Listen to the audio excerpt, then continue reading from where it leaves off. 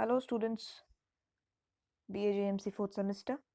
Today we are going to study about mass media as a tool for development. As we are studying development communication. So when it comes to communication, role of media, mass media, different outlets of media is very important. So studying this very topic is very important. Only then you will understand the real meaning of development communication and how communication takes place when it is specially concerned with development. And whatever we are studying in this context, we are studying about India, how things are happening in India, how communication is taking place in India, how development communication is happening in India and how it started. So I will be focusing on different media outlets, for example, newspaper, role of newspaper in development communication, role of radio in development communication, role of television in development communication, and also role of new media in development communication, which is again very, very important because we are living in a digitalized world today. And after the advent of new media, things have changed completely. So many of us are very much aware about this thing that new media has taken place of the different media outlets. Converging media जो हो गई है, एक ही platform पे आपको newspaper भी दिख रहा है, उसी प्लेटफॉर्म पे आप रेडियो भी सुन सकते हो, उसी प्लेटफॉर्म पे आप टीवी भी देख सकते हो, उसी प्लेटफॉर्म पे आप सभी कुछ जितने भी मीडिया आउटलेट्स हैं उन सभी का रोल जो है एक ही न्यू मीडिया निभा रहा है। तो इन सारी चीज़ों को समझेंगे कि किस मीडिया आउटलेट का कैसा योगदान रहा डेवलपमेंट कम्युनिकेशन में इंडिया के कॉन्टेक्स्ट में, इंडिया के संदर्भ में, कि भारत में डेवलपमेंट कम्युनिकेशन किस तरीके से आगे बढ़ा, शुरू कैसे हुआ। और जैसा कि डेवलपमेंट कम्युनिकेशन के बारे में हम पहले भी पढ़ चुके हैं, what is development communication? It is nothing but communicating about the developmental aspect of any nation. So by using mass media, by using the different media outlets, how we are able to communicate the developmental aspect of our country to the different sectors of the society. When it comes to the development of rural area, are we able to communicate it through our mass media? When it comes to urban media, you all know that the news of urban area is more prominent as compared to the rural area news. So these are the different things which we need to think about before studying it. So first of all, let me just wind it up for you. The different core areas of development, कौन से different areas हैं development के जिनमें ये कहा जाता है कि ये measurements है development के। इन चीज़ों को जब आप पढ़ते हैं तभी आप पता लगा पाते हैं कि किसी भी nation का development ऊपर की तरफ जा रहा है या नीचे की तरफ आ रहा है। अगर बात करें एग्रीकल्चर की, तो कितनी टेक्नोलॉजी के साथ एग्रीकल्चर आगे बढ़ रहा है? क्या पुरानी टेक्नोलॉजी ही अभी तक इस्तेमाल हो रही है या नई टेक्नोलॉजी जो है उसके थ्रू एग्रीकल्चर किया जा रहा है? इससे भी पता चलता है कि नेशन में कितना कितना डेवलपमेंट है। फिशरी भी उसी के अंडर आता है कि किस टेक्नोलॉजी के साथ आप मछली पालन कर रहे हैं, एनिमल हस्बेंड्री, कहीं ना कहीं ये तीनों जो है कनेक्टेड है। इसके बाद फूड की जो सिक्योरिटी है, फूड फूड आपका जो कैसा है। डेवलपिंग कंट्रीज में कई बार कहा जाता है कि जो खाने की क्वालिटी है वो बहुत ज़्यादा अच्छी नहीं होती क्योंकि कमर्शियलाइजेशन है और मिलावट बहुत ज़्यादा होती है। तो ये भी ध्यान देने वाली बात है कि आपके स्टेट में आपको किस तरीके का फूड प्रोवाइड हो रहा है। उसके बाद सिक्योरिटी कितनी है आपकी, कहीं आप डर डर के तो नहीं जीते हैं। अगर आप आपका आपके आपके एरिया में क्राइम बहुत ज़्यादा है, आपके नेशन में क्राइम बहुत ज़्यादा है, जैसे कि हम आज की डेट में कहते हैं कि महिलाएं सुरक्षित नहीं है, बहुत ज़्यादा रेप केसेस सामने आते हैं, तो ये चीज़ें हमें बताती है कि हम कितने डेवलप्ड हैं और हमारा सिक्योरिटी सिस्टम कितना टाइट है। जितनी ज़्यादा डेवलपमेंट उतना, जितनी ज़्यादा सिक्योरिटी, उतना समझ सकते हैं आप कि हम डेवलप्ड हैं मानसिक रूप से भी और आर्थिक रूप से भी। ठीक है ना? और सिक्योरिटी पर्पस से भी, सिक्योरिटी के पॉइंट ऑफ व्यू से भी। फिर यहाँ पर जो हमारा कंसर्न है वो ये है कम्युनिकेशन, ये जिसकी हम बात करते हैं डेवलपमेंट कम्युनिकेशन। देखिए, जितनी अच्छी कम्युनिकेशन होगी उतनी ही अच्छी, आप समझ सकते हैं कि 3 सेमेस्टर से, पिछले 3-4 सेमेस्टर से आप ये समझते आ रहे हैं कि कम्युनिकेशन का रोल वाक़ई में हर फ़ील्ड में कितना इम्पोर्टेंट है। कहीं पर भी कोई भी ऑर्गनाइज़ेशन बिना कम्युनिकेशन के एग्ज़िस्ट कर ही नहीं सकती। छोटा सा एग्ज़ाम्पल अगर आपको दूँ तो जब इंसान जेल में जाता है तो सबसे पहले उसको किस चीज़ की ज़रूरत महसूस होती है? उसको कम्युनिकेशन की ज़रूरत महसूस होती है। खाना और पीना तो उसको मिल ही जाता है। तो सबसे मेन जो चीज़ है वो है कम्युनिकेशन। और कहीं न कहीं जेल में डालने का आपको पर्पस यही होता है कि आप कम्युनिकेशन से ही कट हो जाओ, ना आपको बाहर की कोई खबर मिल रही है, ना आपकी खबर को कोई बाहर ले जा रहा है, बहुत रेयरली आपसे लोग मिलने आ रहे हैं। So need of communication is for survival, for life, है ना? तो लाइफ उतनी ही ज़्यादा हैपनिंग और उतनी ही ज़्यादा डेवलप्ड मानी जाएगी जितना आपका कम्युनिकेशन अच्छा रहेगा। और ये पूरा जो लोकतंत्र है, इसका जो रीढ़ की हड्डी है वो काफ़ी हद तक कम्युनिकेशन है। क्योंकि कहीं पर भी कम्युनिकेशन यदि बंद हो जाएगा तो डेवलपमेंट होना तो बहुत मुश्किल है। तो communication is very important aspect. इसके बाद इरिगेशन हो गया, पब्लिक वर्क्स हो गया, पब्लिक सेक्टर पे कितना अच्छे तरीके से काम होता है। Employment is again very important. इन सब बातों के बारे में हम पहले भी बात कर चुके हैं कि एम्प्लॉयमेंट जो है वो कितनी इंपॉर्टेंट है। एम्प्लॉयमेंट अगर अच्छी है, सार बहुत ज़्यादा लोग एम्प्लॉयड है, तो दैट मीन्स आपका जो देश है वो ऊपर की तरफ बढ़ रहा है। लेकिन अगर एम्प्लॉयमेंट आपकी कम है तो आपका देश जो है वो नीचे की तरफ आ रहा है। सीधी सीधी सी बात है ना? कोई बहुत ज़्यादा कैलकुलेशन इसमें है नहीं। देखो, एक परिवार में अगर एक व्यक्ति कमाने वाला है या एक व्यक्ति एम्प्लॉयड है, परिवार को कंपेयर करो किसी दूसरे परिवार से जिसके ऑलमोस्ट सारे व्यक्ति जो हैं, जो अडल्ट्स हैं या जो ग्रेजुएट्स हैं, वो सभी लोग जो हैं एम्प्लॉयड हैं। तो डेफिनेटली वो जो दूसरा परिवार होगा, नंबर 2 का जो परिवार है, वो ज़्यादा डेवलप्ड होगा हर सेंस में। चाहे वो पैसे की बात हो, चाहे वो संसाधनों की बात हो, चाहे वो क्या कहते हैं, आपकी मेडिकल फैसिलिटीज़ की बात हो, हर चीज़ उनके पास ज़्यादा होगी क्योंकि उनके पास एम्प्लॉयमेंट है। तो this is very important. Environment की अगर बात करें तो कितना अच्छा आपका एनवायरनमेंट है, क्या आपकी हवा का जो ऑक्सीजन लेवल है उसका नंबर क्या है। तो ये भी बहुत ज़रूरी है कि किसी भी देश की एनवायरमेंटल सिचुएशन कैसी है उससे भी पता चल सकता है कि how developed is the nation. Ecology, environment दोनों कहीं ना कहीं सेम है। Education very important. देखो, दो तीन चीज़ें इसमें जो बहुत ज़्यादा इंपॉर्टेंट है वो है आपका, ये तीन चीज़ें जो एग्रीकल्चर के अंडर आती हैं। फूड और सिक्योरिटी आपकी बहुत इंपॉर्टेंट है। Communication again very very very important. इसके बाद public work, employment is very very important, and education is very very important. तो ये सारे जो कोर एरियाज है डेवलपमेंट के, इन्हीं से आप पता लगा सकते हैं कि आपके नेशन की डेवलपमेंट कितनी है। अब इसमें use of technology, use of media कैसे हो रहा है, कैसे मीडिया डेवलपमेंट को कम्युनिकेट कर पा रही है, इसके बारे में ये प्रॉपर टॉपिक है कि how mass media is used as a tool for development communication, है ना? और मीडिया का काम क्या है? कम्युनिकेट करना। किस तरीके से? सिर्फ डेवलपमेंट का कम्युनिकेशन कर रही है, सिर्फ इस पे बात करनी है हमें। हमें ये बात नहीं करनी कि मीडिया कितनी न्यूज़ देती है एक दिन में, कितनी उसमें ट्रेजेडी होती है, कितनी उसमें खुशी की बात होती है, नहीं। हम इसमें ये सिर्फ ये बात कर रहे हैं कि how development communication is taking place through the use of media. तो जैसा कि आपने पहले भी मैंने आपको बताया, डेनियल लर्नर स्कॉलर हुए हैं काफ़ी अच्छे डेवलपमेंट कम्युनिकेशन के, और इन्होंने ये बात कही थी, the greater the communication facilities, the greater और इवन फास्टर इज मॉडर्नाइजेशन। जितनी अच्छी फैसिलिटी होगी, जितनी बड़े पैमाने पे कम्युनिकेशन की फैसिलिटी होगी, उतना ग्रेटर और उतना तेज जो है आपका मॉडर्नाइजेशन होगा।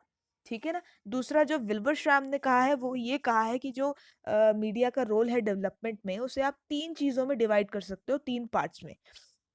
To inform, to instruct and to participate. जैसे कि आपने सुना ही है, हिस्ट्री आपने पढ़ी है, उसमें आपने सुना है कि जब दूरदर्शन की शुरुआत हुई थी, प्रसार भारती का जब गठन हुआ था, तो उसका जो मेन पर्पस था वो यही था, to instruct, to educate and to entertain the people, है ना? तो कहीं ना कहीं डेवलपमेंट में जो दो चीजें इसमें जो ऐड हो रही है, मतलब जो एक तरीके की है, वो है टू इन्फॉर्म और इंस्ट्रक्ट करना, है ना? और एजुकेट करना कहीं ना कहीं। तो मीडिया का जो शुरुआत जो मीडिया की हुई थी भारत में, उसकी शुरुआत ही डेवलपमेंटल एस्पेक्ट से हुई थी। कहीं न कहीं जो शुरुआत हुई थी, उसका जो पॉइंट ऑफ व्यू था उसे शुरुआत करने का, वो यही था कि लोगों को डेवलपमेंट के बारे में पता चले, लोगों को different types of educational programmes के बारे में पता चले, लोगों को डिफरेंट तरीके की एजुकेशन हम टीवी के थ्रू प्रोवाइड करा सके, और डिफरेंट तरीके की इंफॉर्मेशन हम प्रोवाइड करा सकें कि किस तरीके से आप खुद को, अपने आसपास के एरिया को, अपने एग्रीकल्चर को, अपने घर को, अपने परिवार को डेवलप कर सकते हैं। आप डेवलप होंगे तभी देश डेवलप होगा, सीधा सीधा फंडा है, ठीक है ना। अब बात करते हैं use of mass media for development. Indian overview की अगर बात करें तो 1940 में कहीं ना कहीं रेडियो ब्रॉडकास्टिंग की भारत में शुरुआत हो गई थी, और इसके बाद जो डेवलपमेंटल प्रोजेक्ट्स है, काफ़ी सारे जो हैं प्रोजेक्ट्स रेडियो के थ्रू जो है शुरुआत की गई थी। रेडियो के माध्यम से हम कह सकते हैं कि पहली बार जो है भारत में डेवलपमेंट कम्युनिकेशन की अच्छे पैमाने पे शुरुआत हुई। इससे पहले न्यूज़पेपर्स थे, बेशक थे, लेकिन न्यूज़पेपर्स बहुत पुराने से चलते आ रहे हैं। अगर आपने हिस्ट्री पे आप जाएंगे तो भारत के पहले न्यूज़पेपर की बात करें, बंगाल गैजेट की बात करें, जो जेम्स ऑगस्टस हिकी ने दिया था, तो काफ़ी पुराना वो एक अखबार है, 1700 सदी में शुरुआत हुई थी जिसकी, और उसका पर्पस उस समय पे कुछ और ही था, है ना। फिर धीरे धीरे जो है न्यूज़पेपर्स का पर्पस बदलता गया।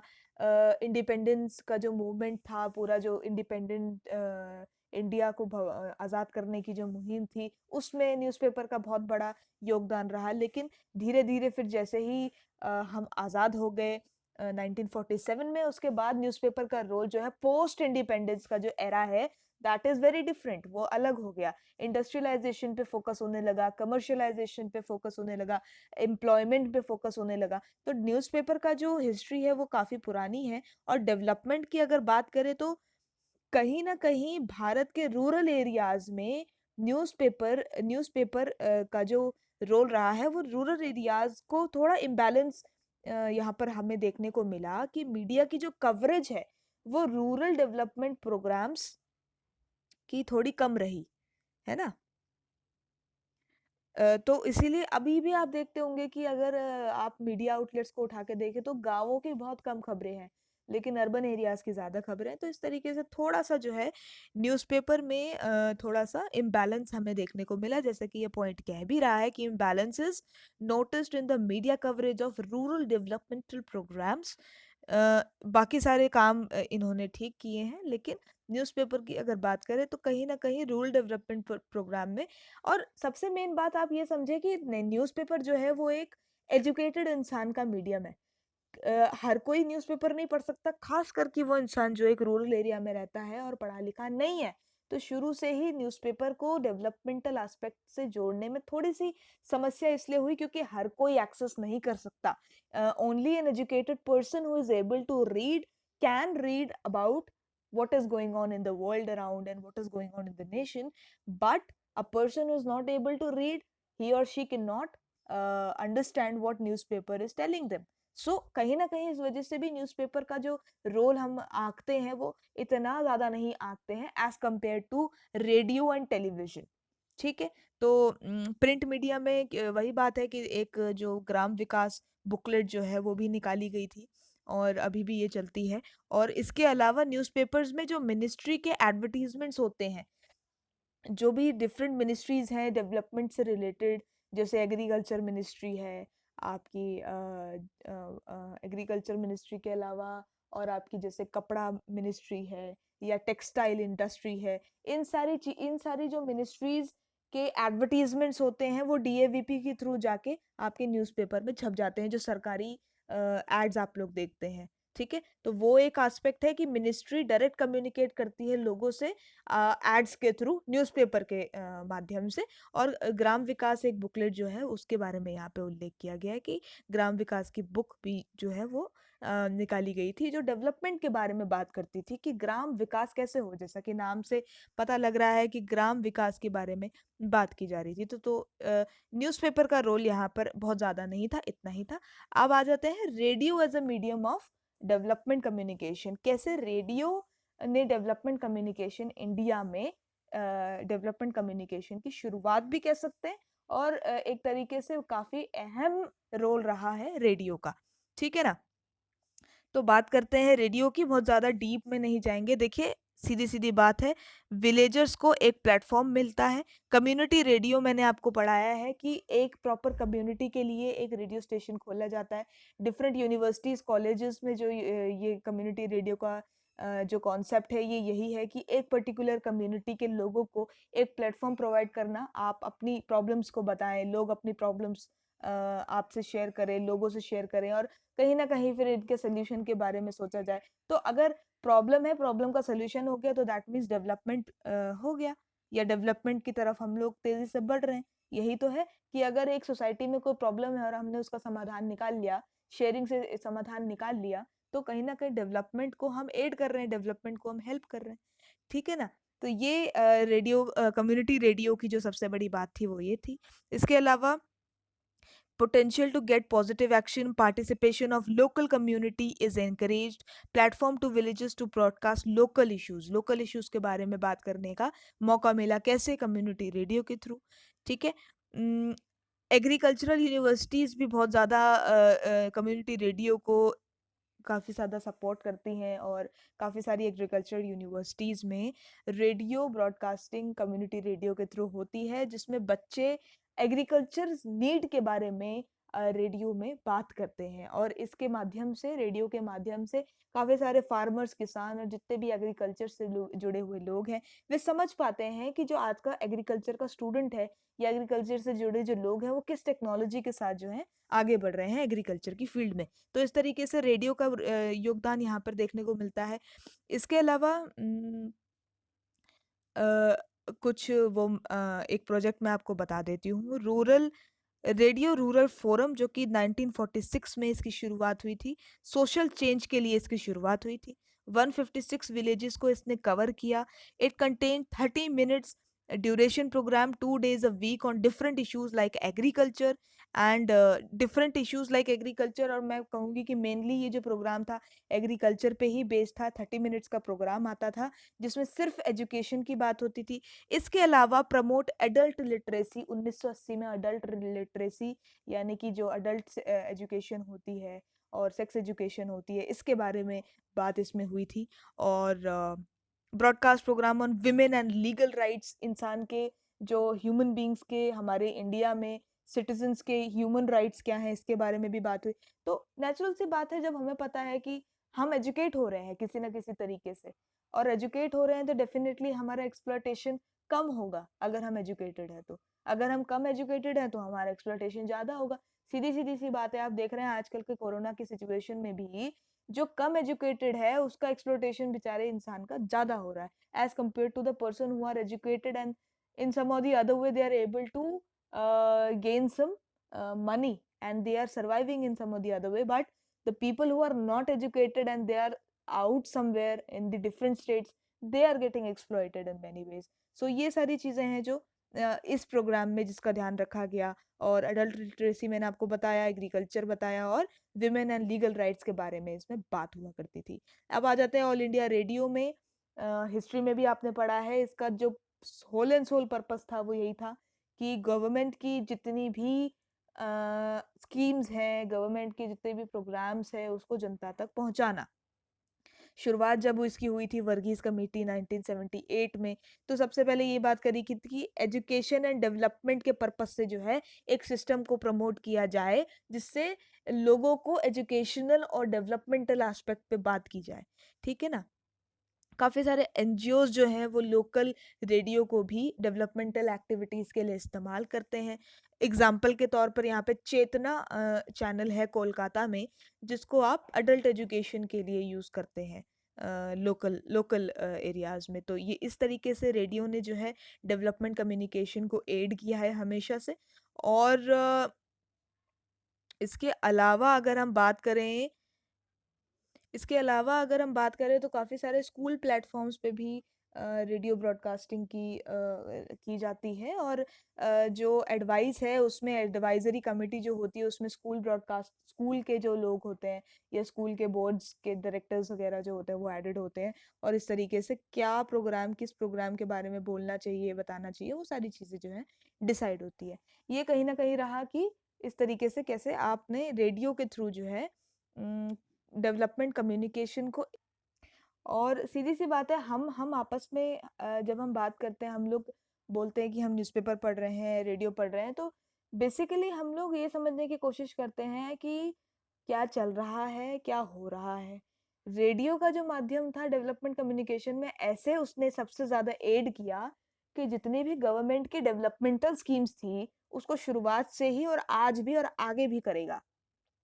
पहले से भी यही काम था, अब भी यही काम है, आगे भी यही काम करेगा कि गवर्नमेंट की जितने भी डेवलपमेंटल स्कीम्स हैं, उनके बारे में जनता को सूचित करना। आप देखिए कि अगर प्रधानमंत्री नरेंद्र मोदी मन की बात कार्यक्रम के लिए रेडियो के माध्यम को चुन रहे हैं, तो उसका सबसे बड़ा कारण ये है कि जो गाँव में बैठा हुआ इंसान है, वो पढ़ नहीं सकता, लेकिन वो सुन सकता है और समझ सकता है। इसीलिए रेडियो को डेवलपमेंट कम्युनिकेशन का बहुत अच्छा माध्यम माना गया है, क्योंकि आपको सिर्फ सुनना है, आपको सुनना है और समझना है, आपको कुछ पढ़ना नहीं है, आपको कुछ देखना नहीं है। अगर एक बार आप स्कीम को ढंग से समझ गए, तो आप उसका लाभ उठाने डेफिनेटली उसके सेंटर ऑफिस में ज़रूर जाओगे कि भैया मनरेगा के तहत मुझे जो है रोज़गार दो। हमारी सरकार जो हमें 100 दिन का रोज़गार की गारंटी दे रही है, वो कहाँ है? हमारा जो अधिकार है, जो हमारा राइट है, वो आप मुझे दो। तो इस तरीके से और भी कई डिफरेंट, जैसे उज्ज्वला योजना है। अब उज्ज्वला योजना के बारे में जब इंसान को पता ही नहीं होगा, तो वो कैसे उसका लाभ उठा पाएगा? ठीक है ना? ये क्या कहते हैं, उज्ज्वला योजना जो सिलेंडर वाली योजना थी, मेरे हिसाब से वही थी शायद, उज्ज्वला योजना। हाँ, हाँ, हाँ, जिसमें गरीब परिवारों को सिलेंडर बाँटे गए थे, तो फ्री सिलेंडर कनेक्शन दिए गए थे। तो उस कनेक्शन के बारे में जब इंसान को पता ही नहीं होगा, तो वो जाएगा कहाँ? तो इस तरीके से रेडियो का जो माध्यम है, वो इन चीज़ों को हेल्प करता है लोगों को पहुँचाने के लिए। डेवलपमेंट कम्युनिकेशन इस तरीके से करता है। अब आ जाता है television as a medium of development communication.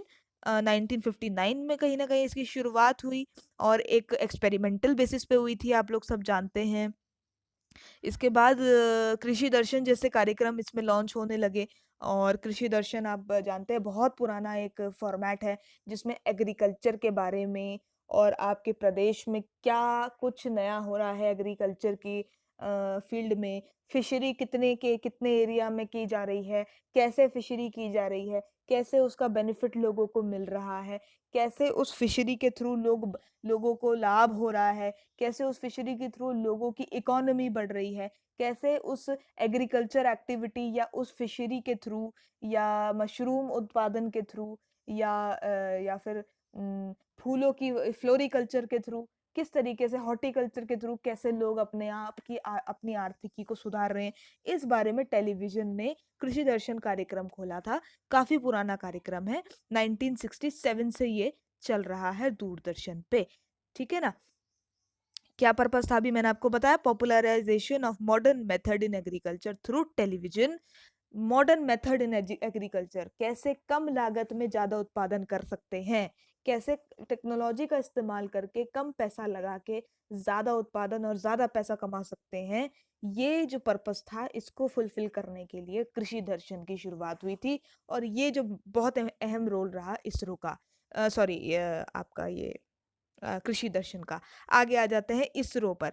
ISRO ने अ, करीब-करीब स्पेस टेक्नोलॉजी का इस्तेमाल करके एजुकेशन और डेवलपमेंटल चैनल्स का गठन किया। इसमें एजुकेशनल टीवी, ये ईटीवी वो वाला ईटीवी नहीं है जो आप सोच रहे हैं, ये ईटीवी एजुकेशनल टीवी है, जिसमें ज्ञान दर्शन जैसे चैनल आते थे और तरंग जैसे नाटक आते थे, और डीडी नेशनल पे भी खैर ये नाटक आते थे, और बचपन में हमने देखे हुए हैं ये नाटक।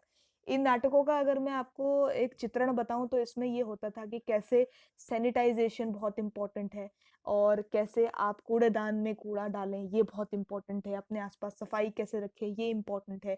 कभी-कभी मैथ्स के क्वेश्चंस के बारे में बात होती थी, और बहुत ही इंटरैक्टिव तरीके से मैथ्स पढ़ाई जाती थी। बचपन में हम लोग देखते थे, बड़ा मज़ा आता था। ज्ञान दर्शन हम लोगों ने बहुत देखा है।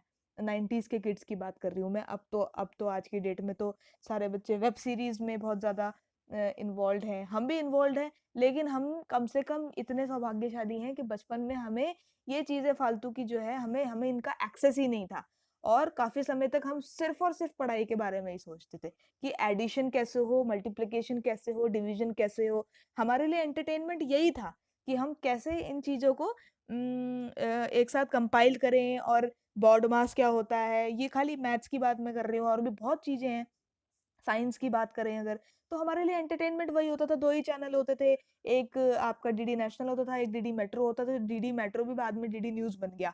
तो डीडी न्यूज़ तो कौन ही देखे, थोड़ी-थोड़ी न्यूज़ हम देख लेते थे, तो सुबह पता लग जाता था कि क्या न्यूज़ है। उसके अलावा डीडी नेशनल पे जितने भी सुबह के टाइम पे आते थे, वो यही आते थे कि इस तरीके से आप, और क्राफ्ट की उसमें काफ़ी सारी चीज़ें आती थी, क्राफ्ट बनाओ, ये बनाओ, वो बनाओ।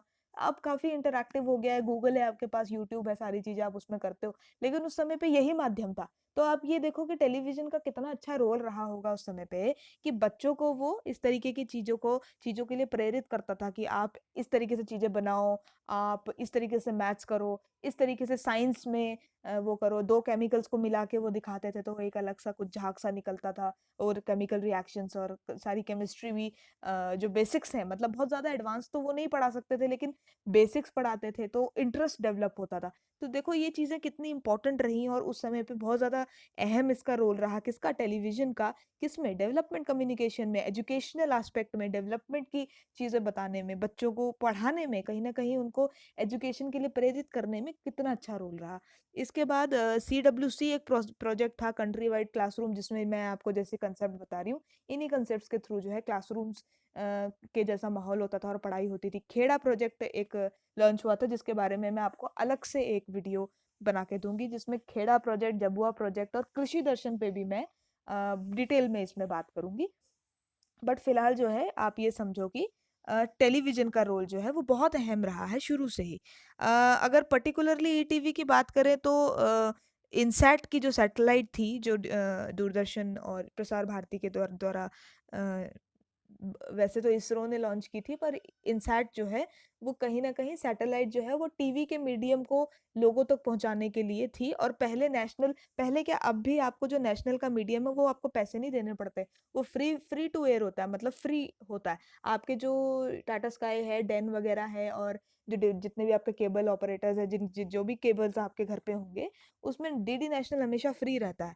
आपको किसी पैसे को देने की ज़रूरत नहीं पड़ती। अगर आप ये लगाएँगे भी नहीं तो भी आपको जो है डीडी नेशनल, आपको बस कुछ नहीं करना है, एक तार जो है अपनी छत पे लगानी है, और वो साफ-साफ बिल्कुल क्लियर डीडी नेशनल का प्रसारण होता है, और डीडी न्यूज़ का प्रसारण होता है।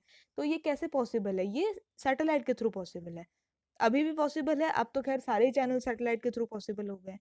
तो शुरुआत इसी तरीके से हुई थी कि इनसैट जो सैटेलाइट थी, वहाँ से एजुकेशनल टीवी की शुरुआत हुई। Primary school children in 6 states, उस समय पे शुरुआत जो हुई थी वो 6 स्टेट से शुरुआत हुई थी, जिसमें प्राइमरी स्कूल की बात जैसे मैं आपको बता रही थी अभी, कि हम भी जब प्राइमरी में हुआ करते थे तो बड़े अच्छे-अच्छे, काफ़ी अच्छे-अच्छे इंटरैक्टिव प्रोग्राम्स जो हैं डेवलपमेंट कम्युनिकेशन के उसमें दिखाई दिए। इसके बाद यूजीसी ने भी हायर एजुकेशन के लिए इसका इस्तेमाल किया। इसके बाद आ जाते हैं इग्नू पे। इग्नू है आपका Indira Gandhi a national open university, right, IGNOU. तो ओपन यूनिवर्सिटी क्या करती है, आपके डिफरेंट कोर्सेज को डिस्टेंट एजुकेशन के थ्रू आपको पढ़ाती है। अभी भी इग्नू के काफ़ी सारे कोर्सेज जो हैं वो चलते हैं, काफ़ी अच्छे प्रोग्राम्स हैं इनफैक्ट। तो इन्होंने भी इनसैट का जो है इस्तेमाल किया डिस्टेंट एजुकेशन के लिए, ठीक है ना। Doordarshan for science channel programmes के लिए भी दूरदर्शन ने इसका इस्तेमाल किया। तो सैटेलाइट टीवी जो है इस तरीके से इस्तेमाल में आया। इसके बाद एड्यूसैट आया। एड्यूसैट में भी जो मतलब एड्यूसैट का ये था कि पर्टिकुलरली एजुकेशन के लिए थी एडुसैट। तो अगर टीवी की बात करें तो टीवी, जहाँ पर भी ये क्वेश्चन आ सकता है कि टेलीविजन का क्या रोल रहा या रेडियो का क्या रोल रहा, तो इस तरीके से आप एक्सप्लेन करेंगे कि एड्यूसैट सैटेलाइट के थ्रू सिर्फ एजुकेशन की बात हुआ करती थी, और इनसैट को इग्नू ने यूज़ किया डिस्टेंट एजुकेशन के लिए, और दूरदर्शन ने इसको साइंस चैनल्स के साइंस पढ़ाने के लिए बच्चों को इस्तेमाल किया। इसके बाद एड्यूसैट की बातें हैं, काफ़ी सारी इसमें फैसिलिटी थी। बहुत ज़्यादा डीप में मैं जाऊँगी नहीं, आप पढ़ लेना इसमें। PPT presentation, web based learning, interactive learning, virtual labs, video conferencing, video broadcast, और डिस्ट्रीब्यूशन ऑफ एडमिनिस्ट्रेटिव प्रोग्राम, ये सारी चीज़ें जो हैं एड्यूसैट के थ्रू होती हैं। अब आ जाते हैं new media as a development medium में। सबसे आखिरी मीडियम और सबसे ज़्यादा इंटरैक्टिव मीडियम है न्यू मीडिया। आप लोग सब जानते हैं, जो मैं आपको पढ़ा रही हूँ, this is possible because of new media. I don't have a television setup, I don't have a radio setup, और मेरा कोई अखबार भी नहीं निकलता है, but this is because New media is a very interactive platform where everybody can communicate with each other. So जो मैं आपको पढ़ा पा रही हूँ ये भी किसके थ्रू है, ये न्यू मीडिया के थ्रू है। तो ये एक तो आपको डेवलपमेंटल एस्पेक्ट यही मिल गया, और सबसे बड़ी केस स्टडी आपको यही मिल गई कि क्या कहते हैं, आपके कोरोना के समय पे किस तरीके से ऑनलाइन आपकी पढ़ाई हुई, जिससे डेवलपमेंट में काफ़ी सारा फ़ायदा हुआ। और मुझे तो लगता है कि ये जो क्लासेस है ये लाइव क्लासेस से भी काफ़ी ज़्यादा इंटरेक्टिव है, क्योंकि इस तरीके से देखो सारी चीज़ें आपको दिख रही हैं, मिल रही हैं, और कोई मेरे को डायग्राम अगर दिखाना है तो मैं यहीं पर अभी खोल के आपको वो डायग्राम भी दिखा सकती हूँ। तो this is very interactive and very much into communication, और कम्युनिकेशन बहुत अच्छे तरीके से यहाँ पर हो पा रहा है। तो इस तरीके से न्यू मीडिया का जो रोल है वो डेवलपमेंट कम्युनिकेशन में हमेशा से काफ़ी अच्छा रहा है। और इसमें मैं 2-3 चीज़ें आपको डेवलपमेंटल एस्पेक्ट की ऑलरेडी पढ़ा चुकी हूँ, जो है ई गवर्नेंस, ई चौपाल। तो ई गवर्नेंस, ई चौपाल का कंसेप्ट मैं बार-बार अब आपको एक्सप्लेन नहीं करूँगी। आप सब जानते हैं कि ई गवर्नेंस क्या है और ई चौपाल क्या है। और इसी कॉन्सेप्ट पे जो है सबसे ज़्यादा जो न्यू मीडिया और डेवलपमेंट कम्युनिकेशन की बात होती है, वो सबसे ज़्यादा इसी एस्पेक्ट पे होती है कि किस तरीके से ई गवर्नेंस से लोगों को बहुत फ़ायदा हुआ। अपने घर पे बैठ के ही लोग सब कुछ कर सकते हैं। आज की डेट में ऐसी लॉकडाउन की सिचुएशन में भी आप ये सोचो कि ई गवर्नेंस के थ्रू काफ़ी लोग जो हैं बिजली का बिल भर सकते हैं, पानी का बिल भर सकते हैं, लाइनों में लगने की आवश्यकता नहीं है। और ई गवर्नेंस के थ्रू आप सारी चीज़ें ऑनलाइन देख सकते हैं कि गवर्नमेंट क्या कर रही है। आपके हेल्थ बुलेटिन्स जो हैं ई गवर्नेंस के थ्रू निकल रहे हैं। आपकी हेल्थ सैटेलाइट्स, सॉरी हेल्थ जो वो है वेबसाइट्स हैं, जो चीफ मेडिकल ऑफिसर की जो वो निकलते हैं, सीएमओ के जो बुलेटिन्स निकलते हैं, वो सारी चीज़ें आप ई गवर्नेंस के थ्रू घर पे बैठ के देख सकते हैं। आपको कहीं जाने की ज़रूरत नहीं है। और भी काफ़ी सारे फैसिलिटीज़ हैं जो ई गवर्नेंस के थ्रू आपको मिल रही हैं, और घर पे बैठ के आप उनको एक्सेस कर सकते हैं, जो कि बहुत ज़्यादा अच्छा भी है, टाइम सेविंग है, और टेक्नोलॉजी का अच्छा इस्तेमाल है। तो बाकी आप नए युग के बच्चे हैं, आप लोग सब जानते हैं कि न्यू मीडिया जो है कितना इम्पोर्टेंट है कम्युनिकेशन के लिए। ई चौपाल, अब मैं ये भी कहूँगी कि कहीं न कहीं अगर बहुत ज़्यादा बच्चे जो हैं जिनका टाइम पास हो रहा है, जिनको पता ही नहीं चल रहा है दिन कब हो रही है, रात कब हो रही है, that is because of this new media. क्यों? क्योंकि अगर यही नहीं होता तो अभी तक तो पता नहीं क्या होता, ना हमारे हाथ में फ़ोन होता, ना लैपटॉप होता, ना इंटरनेट कनेक्शन होता, तो हम कम्युनिकेट कैसे करते? ना हम पढ़ पाते, ना हम बात कर पाते। तो बड़ा प्रॉब्लमैटिक सिचुएशन हो जाती है। तो कहीं न कहीं आज की डेट में अगर थोड़ी कम स्ट्रेसफुल सिचुएशन है, that is because of new media. So development भी तो है एक तरीके से कि जितने लोग, अच्छा है जितने लोग लॉकडाउन में रहेंगे, अंदर रहेंगे, उतना जो है कोरोना को पीछे करने में हमें हेल्प मिलेगी। तो this is how new media is helping in development communication. 1986 में कंप्यूटर्स में जो है इंडियन सोसाइटी ने इसकी शुरुआत की थी न्यू मीडिया की। इंटरनेट का जो इन्वेजन है इंडिया में, वो कहीं ना कहीं 1900s में हुआ था, और उस समय काफ़ी कम लोग इसको एक्सेस करते थे। इनफैक्ट हमें भी, अगर 90s के किड्स की बात करो, तो 2000 और 2001 में आके, जब हम 5th 6th में आ गए, तब जाके हमें पता चला कि कंप्यूटर भी कोई चीज़ होती है, और उसमें भी हम पेंट सीखते थे। तो धीरे धीरे फिर बड़े और ब्राउजिंग वगैरह ये सारी चीज़ें होंगी। तो इस तरीके से जो है न्यू मीडिया का एडवेंट हुआ इंडिया में, और आज की डेट में न्यू मीडिया ने हर घर में जगह ले ली है। लैंडलाइन फ़ोन की जो इस्तेमाल है वो ख़त्म हो गया है कम्युनिकेशन के लिए। अब सारा जो कम्युनिकेशन है न्यू मीडिया में होता है। बहुत से लोग हैं जो अब तो फ़ोन भी नहीं उठाते हैं। इवन मैं खुद भी नहीं उठाती हूँ, क्योंकि न्यू मीडिया आ गया है, क्यों मैं फ़ोन उठाऊँ? भाई जो भी बात है मैसेज में कर लो। है ना? तो बहुत सारी चीज़ें हैं, और आदतें भी थोड़ी ख़राब हो रही हैं। तो ये सारी चीज़ें हैं, और न्यू मीडिया का इस्तेमाल जो है वो बहुत ज़्यादा इम्पोर्टेंट है कि कैसे लिमिटेड तरीके से आपका इस्तेमाल करें। लेकिन डेवलपमेंट कम्युनिकेशन की अगर बात करें, तो ई गवर्नेंस और आपका ई चौपाल, ये दोनों कॉन्सेप्ट है जो आपके न्यू मीडिया के अंदर, डेवलपमेंट कम्युनिकेशन के अंदर आते हैं। सो आई थिंक जो पूरा टॉपिक है, मैं आप लोगों को अच्छे से एक्सप्लेन करने में सफल हुई हूँ, और आप लोग ठीक से पढ़िएगा इसको। Mass communication, mass media as a tool for development communication, किस तरीके से मास मीडिया डेवलपमेंट कम्युनिकेशन में अपना रोल निभा रही है, and the different media outlets, how they are helping in spreading the development communication. ठीक है ना?